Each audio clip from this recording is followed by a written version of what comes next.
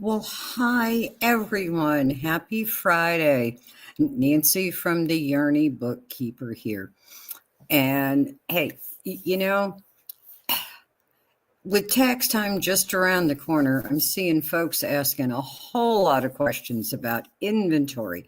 Like, do they need to keep track of their yarn stash? What needs to be counted and what doesn't? And most of the time, the biggest question is, how do I even keep track of all of this stuff? Okay. So if you stick around until the end of this video, you'll learn about what is and isn't inventory, what needs to be counted, and how to count it in this Friday Live, where I talk about keeping track of inventory for tax purposes in the Beginner's Guide to Inventory for your handmade, creative, or craft business. Sorry, my nose is itchy. So, as I said, hi there. I'm Nancy Smith, aka the YarnyBookkeeper, and I help handmade, creative, and craft business owners understand and learn to handle their bookkeeping and tax reporting. I'm also a puppy mom to this right now very comfy, very spoiled, sleeping little bouncing boxer baby whose name is Mortimer. Yep. That's my Mur. So, are you ready to start adulting, being a real business owner, and learn about inventory and how to start managing it the right way? Let me know in the comments and be sure to ask questions if you have them. I'm here to help. And if you're looking for a spreadsheet inventory system, visit YarnyBookkeeper.com/links or click that link in my bio and take a look at the 10-minute bookkeeper handmade business spreadsheet bookkeeping system. I'm going to see if I can remove me.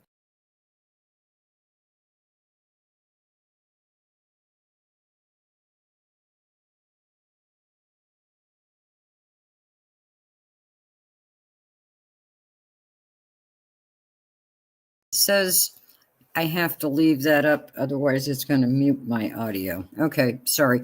If you want to see a better version of this, click that link in my bio and head on over and look for the button at the top menu that gives you the Friday Live recordings on YouTube. Okay, so are you feeling like the other folks I see and hear who are talking about all of these inventory questions? Questions like, do I really need to keep track of my yarn stash? What the heck is inventory anyway? What needs to be counted and what doesn't? But most of the time, the most common question I hear is, how? How the heck do I even begin to keep track of inventory anyway? So if you've been feeling like that, let's change it right now. So let's start with some basics about inventory. First of all, it's necessary. You need to report the beginning and ending value of your inventory each year on your tax return. Yeah, yay. It's not fun. It's not sexy, and it's sure as heck not glamorous, but it will help you to make sure you're pricing things correctly, as well as getting your taxes in order. It does involve a fair amount of math, but it's just basic math: addition, subtraction, multiplication, and division. So just break out the calculator on your phone. It does take a lot of time to set up. Especially if you've ignored it up to this point. And there's a lot of moving parts. You need to keep track of your inventory from the time you buy the materials right up until the time you sell the item that you made with those materials. So that makes it a royal pain in the butt. And I want to say, Keeping track of your yarn stash on Ravelry, or keeping your yarn wrappers and adding up how many yards you used during the year is not going to cut it. It's not enough to make the tax man happy. And that's because inventory is an asset. It's something your business owns that has value, and it's tracked on your balance sheet in your accounting system. So here's why it's important to keep track of inventory, both in the US on your Schedule C and the Canadian tax return. They each have sections where they specifically ask you about your beginning and ending inventory balances for the year. But if you keep good, detailed inventory records all year long, you'll just take the numbers from your bookkeeping system and plug them into your tax return, making it really super easy peasy. You know, think of that old Staples commercial with the easy button. Yeah, I know, I'm dating myself. Sorry. So let's talk about what is and what isn't inventory. Okay. No, sorry.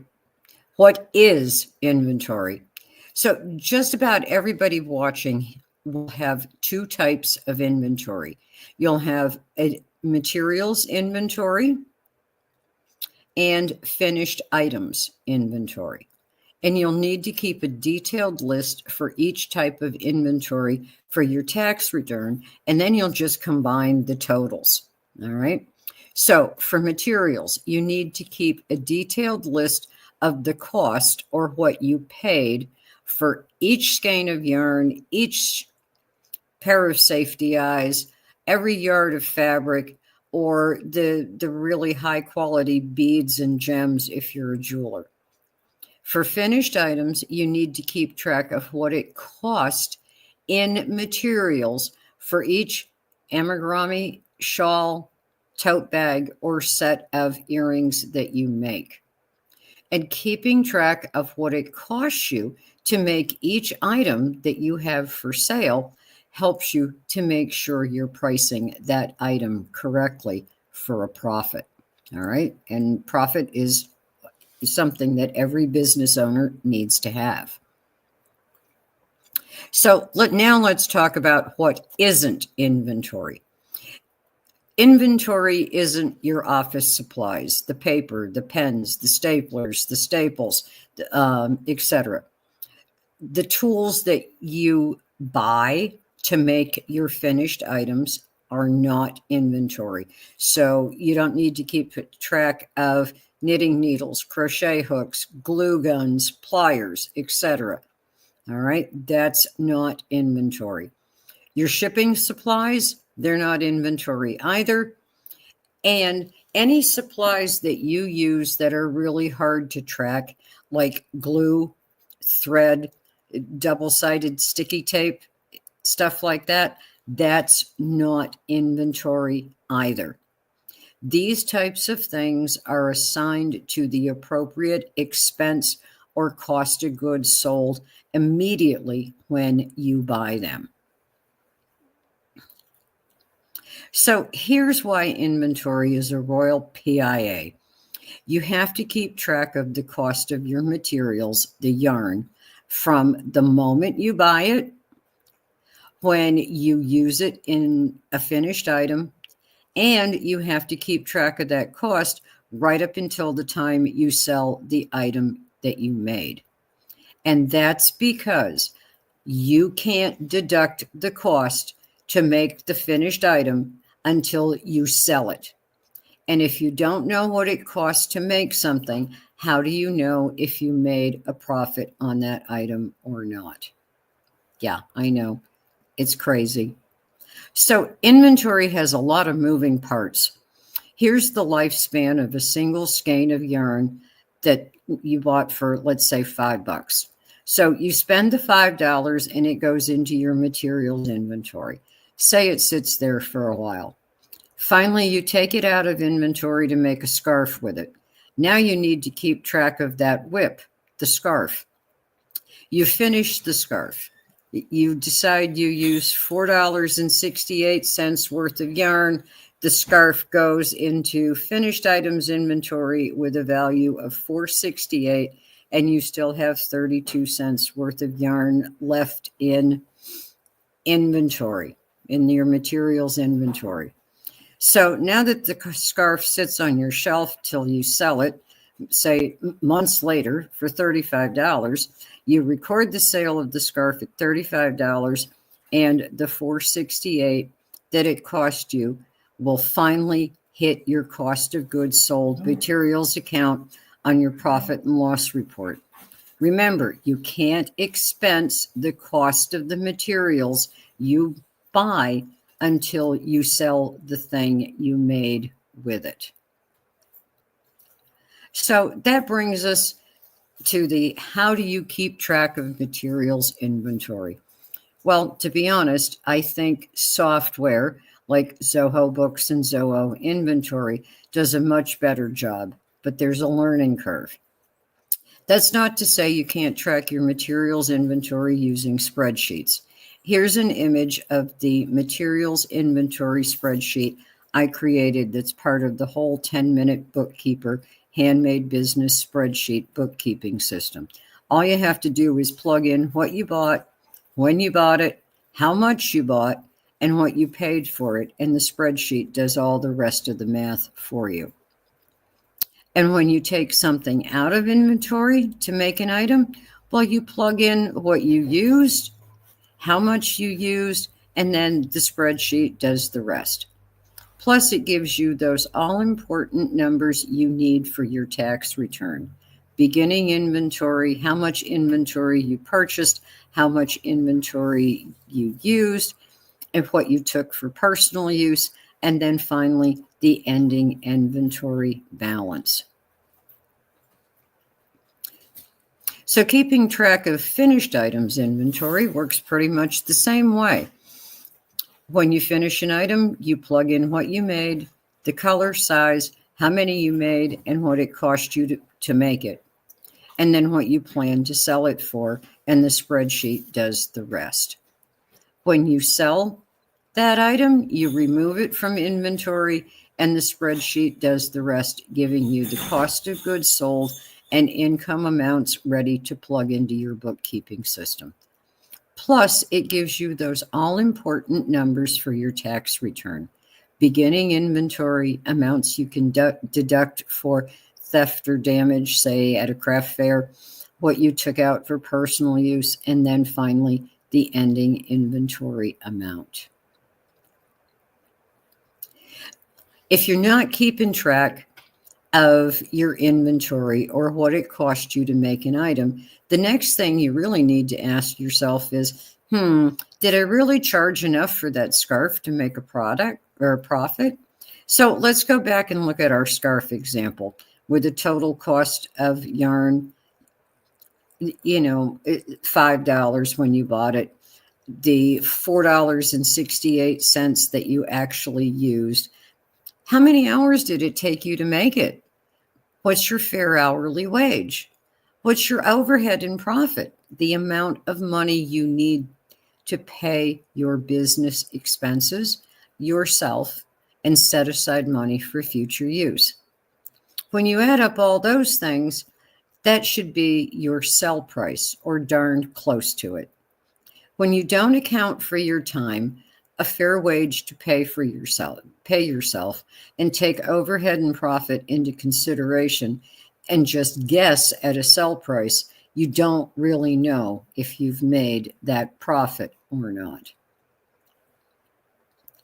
So how do you keep track of those costs for each finished item and really make an informed decision about how to price it? Well, that's where my free cost of goods sold and pricing calculator spreadsheet comes into play. Each time you start an item, you keep track of what you used, how much it cost, the retail price of what you used, and then you plug in how long it took you to make it, your fair hourly wage, and an hourly value or percentage for overhead and profit. And the spreadsheet does the math for you and comes up with several different pricing amounts for you to choose from. Okay. Now you can get the cost of goods sold and pricing calculator off my website. Click that link, YarnyBookkeeper.com/links. Scroll to the bottom and you can request the cost of goods sold and pricing calculator. So there you have it. A down and dirty overview that answers common inventory questions like, do I really need to keep track of my yarn stash? What the heck is inventory and what isn't? Okay. What needs to be counted, what doesn't? But most of the time, that all so common question of the how do I track it? What do you think? Let me know in the comments.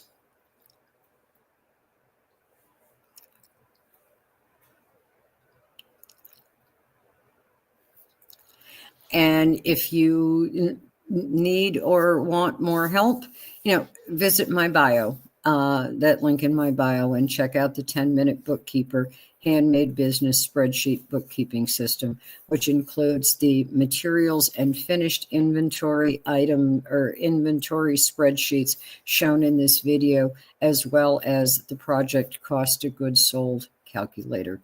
If you're watching live on Instagram and want to see a larger version of this video, on my links page, you'll be able to access all the videos on YouTube.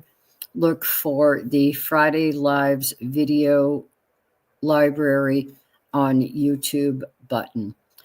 Join me next week when I do a brief but deep dive into cost of goods sold. See you then. I hope you all have a great week. Bye, everybody.